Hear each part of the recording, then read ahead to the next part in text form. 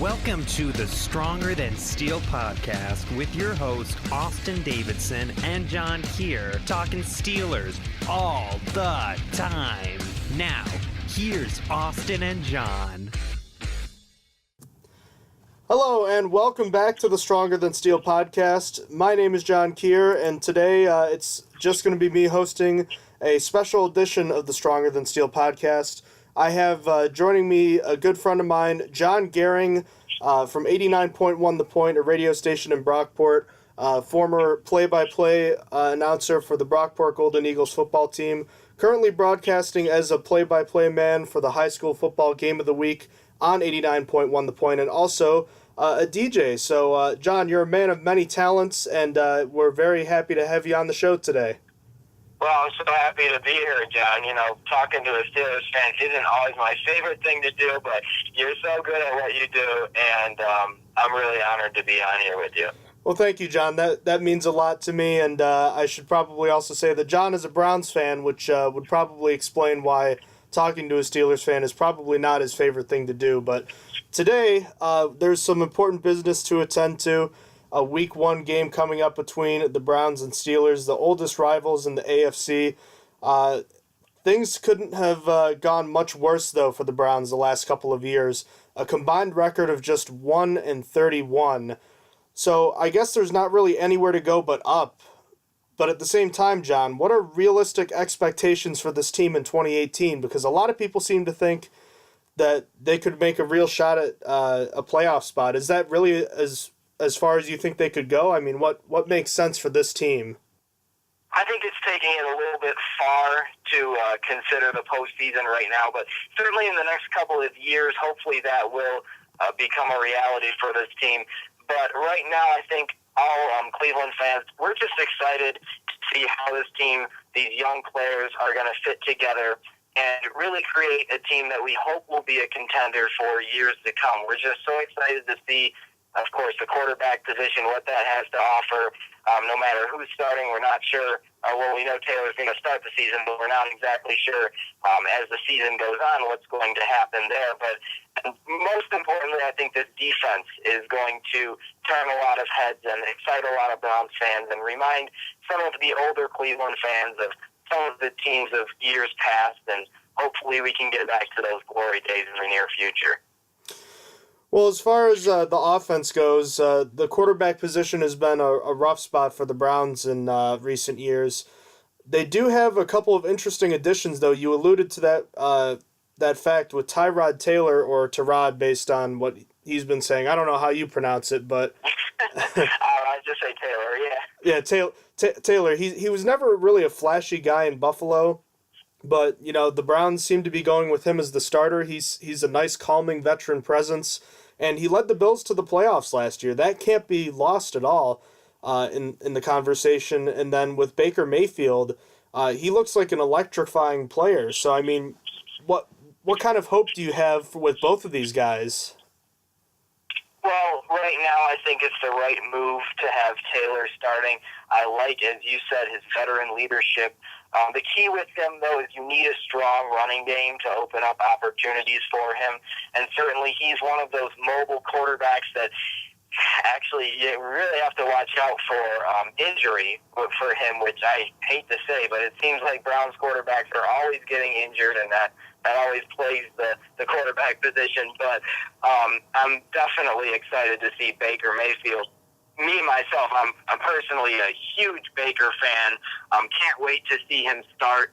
But right now, I think it's the right move to keep Taylor in that starting role. And I think the Browns can win quite a few games with Taylor in the starting role, even if he were to start this entire season, just because of the other strengths that they have. Taylor is that type of quarterback, as we saw with Buffalo last season, that when he has the right pieces around him, can really thrive, when he doesn't have to do too much. So really looking forward to seeing that quarterback position with a lot more help around them this year. As far as Baker Mayfield and the starting quarterback position, do you see a point, barring injury, that Mayfield will start games this year? Like, I guess, if he does play any games this year, when would that happen and what would the situation be? I think around week 6 or 7 is what I've been thinking. Looking at the schedule, they have a couple of really tough road games in the middle of the season, and I wouldn't be surprised. It's just Hugh Jackson's sort of coaching style to give the starting quarterback a few games. We've seen this the past 2 seasons, actually, and then actually pull him even though there isn't an injury. And I could see that happening if Taylor really, really struggles and the fans start crying out for Baker Mayfield. We saw that, of course, with the whole Manziel situation several years back with Brian Hoyer, who was eventually benched with a winning record in favor of Johnny Manziel. I don't think it'll be anything that dramatic. I certainly think Taylor will be good enough to keep the starting job, barring injury, of course, for this entire season.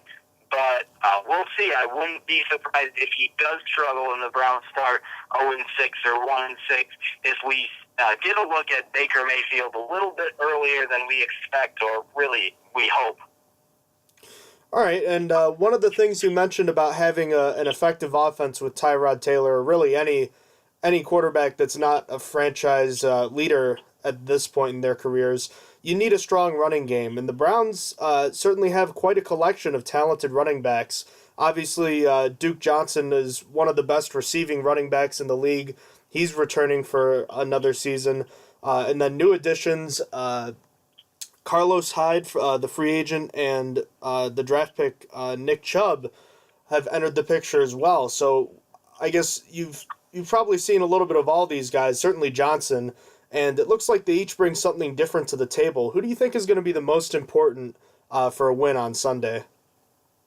Well, this week I would give the edge to Duke Johnson as far as being the most important, just because he can hurt you in so many different ways. And with the Pittsburgh defense that they've been declining these past couple seasons, especially their secondary, from what I understand, correct me if I'm wrong, but I feel like that's the more vulnerable area of their team. So a running back that can come out of the backfield and actually get some yards vertically down the field in the passing game, I think he'll be critical. But the other two will also certainly have their place in this game, because they really need to establish the running game in order to open up that passing game. But Carlos Hyde, we've seen him in the preseason. He's been really strong so far. I like his physicality. He's that tough running back that Cleveland has been missing these past few seasons. And then Nick Chubb, I've been really impressed with him in the preseason so far. And that's I was doubting the pick a little bit, thinking, well, we already have we're already pretty set at the running back position. But I like the running style of Nick Chubb, and I think he can be effective even in a limited role. So really excited about all three of these guys, but yeah, Duke Johnson is still going to be the guy, especially this Sunday against that Steeler defense. There's definitely a lot to look forward to at that position, but let's flip over to the other side, the defense. Let's be honest, you were right when you were talking about them being the kind of the featured part of this team.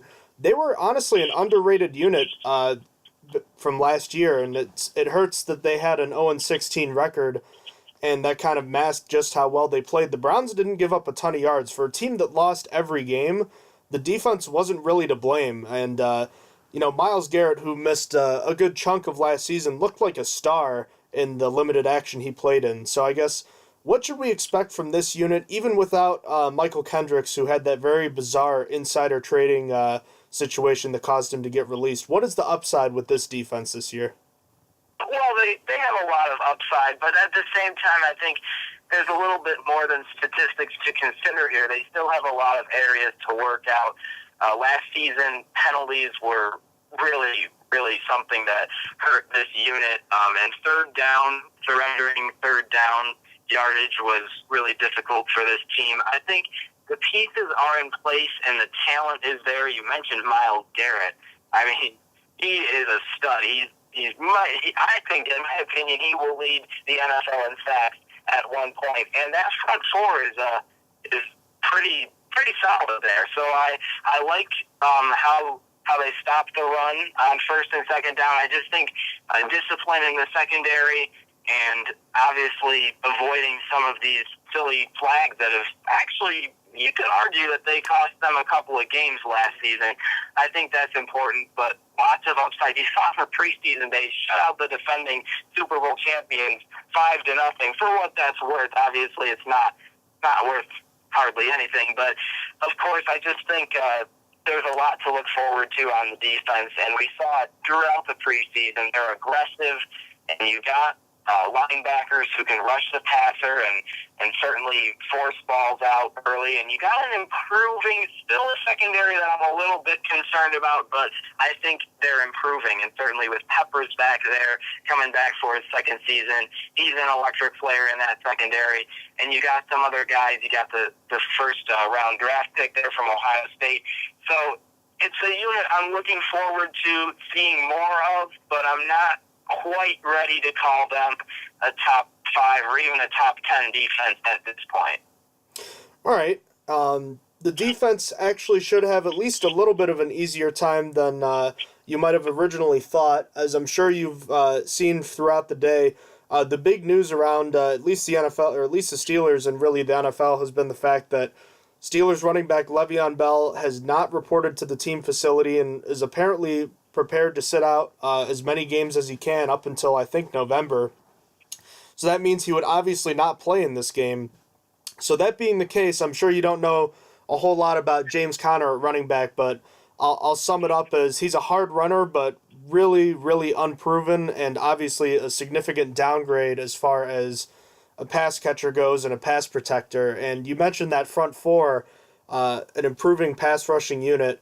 With a weaker pass protector back there for Ben Roethlisberger, it's possible the Browns could have a pretty good day rushing the passer. So I guess what I'm trying to get at is, how much better do you like the Browns' chances to win this game without Bell and with someone like Connor who has never started an NFL game before? A little bit. I think that's certainly going to be a confidence builder for this defense to not have to go up against a guy like Bell. We've seen in the past couple seasons, I remember one game in Cleveland where he rushed for something like 230 yards. It was just ridiculous. Obviously, just wildly talented running back, one of the best in the game. But at the same time, I always get concerned when I hear about starting running backs who have never started a game in the NFL before prior to facing the Browns, because we've seen this a couple of times, even just last season. Fitzgerald Toussaint, I don't know if you remember, but he went off against the Browns.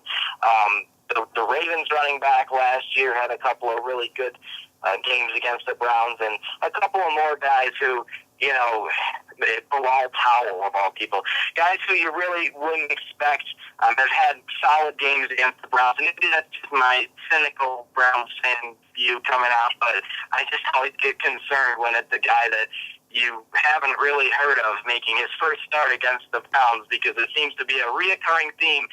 But at the same time, on paper and thinking logically about this, I think without Bell, the Steelers are going to struggle a little bit more. This Browns defense is going to have more success. Like you said, rushing the passer, it's not just on the ground that the Steelers are going to suffer. It'll be in a lot of facets of the game, and certainly the pass-catching threat from the backfield that Bell is, that will be really huge for the Browns to not have to worry about that quite as much.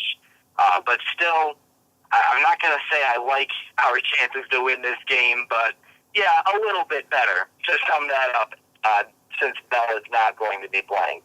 All right, so I guess you kind of alluded to this already, but I guess going into the game, what does the Browns defense need to do to win? Is it like they need to get a certain amount of sacks? Do they got to force some turnovers? I guess what's the key thing that needs to happen? I'm not too worried about sacks. Of course, sacks are great, but I think the biggest key right now for the Browns defense is going to be holding the Steelers on third down and getting off the field when they have the opportunity. Because with this young unit, they don't have a lot of experience on third down. That's one thing that has really hurt them in the past. It's a real confidence booster when you can get 3 and outs, get off the field quickly, get off the field on third down when given the opportunity.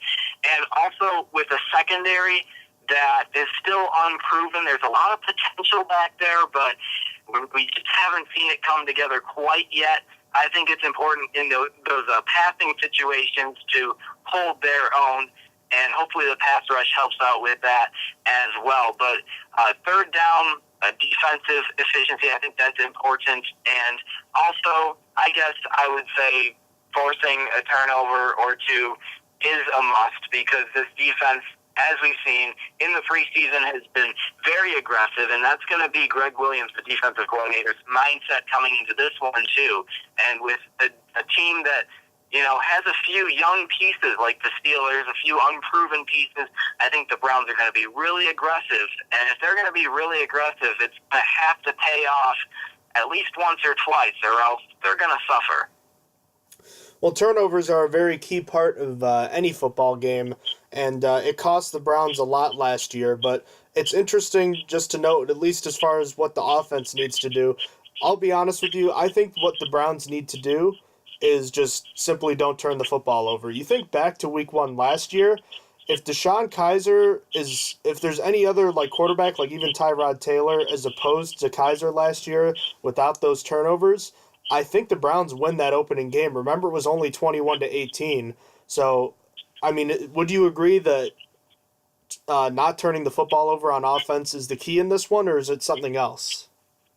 I think that would be the key that I would pick as well. Of course, that's not going to single-handedly win them the game, and it's not like if they do turn it over that'll lose them the game either. But I agree, playing big in the key moments, that's going to be huge, and making sure that Taylor and that offense protects the football is going to be, probably the most important thing, at least for the Cleveland offense. I really like Taylor because of that, because he is a conservative quarterback who does take care of the ball. I'm just not quite sure schematically how it's all going to fit together, because we haven't really seen this offense too much. In preseason, they were kind of off and on a little bit, even though overall the team performed very well. So I'm just interested to see how it's all going to work out.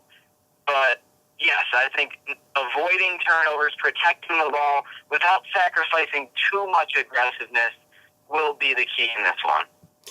What's the thing you're most looking forward to seeing in this game? Is it just as simple as you're excited to see football again, or is there something about the Browns that maybe people haven't been talking about that you're really excited to see for the first time? Well, I don't know. I think I'm excited to see football again. That's true. But then again, on Thursday night we get to see football. So by the time Sunday comes, I think I'll be focused a little bit more on the Browns and have my game face on. Definitely going to be looking out for the Browns' offensive line, because they have 3 new starters on offensive line, plus Joe Thomas retiring. That was devastating, protecting the blind side. That's going to be a tough loss, but they really like, actually, from what I've been hearing, Cleveland fans are really excited about this offensive line. Not a lot of high-profile names, but together we've seen in the preseason they've really opened up some holes for their running game. So I'm looking forward to seeing who the Browns, of their weapons, decide to use and how it's all going to work together, offensively especially, because now the Browns actually do have some weapons. The 3 running backs, as we spoke about earlier, I think they're all capable of coming in on any play and making a big impact. And as a Browns fan, I'm not used to seeing that at all. I've seen in the past we've had only 1 or 2 playmakers that we could count on. And also, I think another player that I am so looking forward to seeing, and I think the rest of the NFL will know this name very soon, it is David Njoku, the tight end. I think he's going to be an absolute star in this league, and that might sound like it's taking it a little bit far, but this guy is a red zone target who can make some acrobatic catches, and what I love about him is that he's not afraid to sacrifice his body and throw out a block there in the open field. So I'm certainly looking forward to this offense, as well as the defense too, but the offense has more uncertainty, I would say, but also more excitement and hope and just new, fresh sort of start feeling to it. So I'm definitely excited to see them in action for the first time this Sunday. Absolutely, and we haven't even mentioned the likes of Josh Gordon and Jarvis Landry, 2 guys that have been, when healthy or playing, not suspended in Gordon's case, some of the better wide receivers in football. And really, you're going from a team where last year you were talking about Ricardo Lewis being one of your top targets to all of a sudden you've got, Njoku, a potential breakout star. You've got Josh Gordon hopefully returning for a full season. You've got Jarvis Landry, one of the best, if not the best slot receiver in the NFL. And we already talked about the running backs and the potential big playability if Baker Mayfield does have to come into the game, and Tyrod Taylor's ability to do what Browns quarterback struggled to do last year in turning the football over. So, last question, John. What's your final score prediction for Sunday's game? Oh, that's tough. And I'm on a Steelers podcast, so that makes it even tougher. But, no, putting all that aside, I think my honest view of this game, is that the Browns are going to be very, very competitive in this one. But I just don't think they're going to have what it takes down the stretch. And the Steelers, we talk about all the uncertainty on the Steelers team, too, because there is quite a bit. But at the end of the day, the Steelers do have the experience. I mean, they have Coach Tomlin and they have Roethlisberger, and I have a good feeling that it's going to take a last 2-minute drive, I would say, but I'm going to predict that the Steelers take this one by a final of 23-20 in a tight, bizarre sort of game, one that Browns fans are going to take a lot of positives away from, and one of them being that they feel that the Steelers are sort of declining. But certainly at the end of the day, I'm just not ready to pick my Browns realistically at this point over the Steelers. But maybe later this season, we'll see how the first 8 games or so go. Time will tell. Time will tell. John, thank you so much for joining the show today. Pleasure to have you on for the first time, and we'd certainly love to have you back on later this season when the Browns play Pittsburgh again this year. So thank you so much for joining the show, John. Appreciate it. Thank you so much, John, and I can't say good luck to your Steelers this weekend, but certainly a pleasure and an honor to be on your show. Thanks, John. Had a great time, and looking forward to Sunday's game. We'll keep in touch, all right? Yes, sir, definitely. All right, take care. Thanks again. You have been listening to Stronger Than Steel podcast. Thank you for joining us today, and don't forget to check out our website listed in the description below.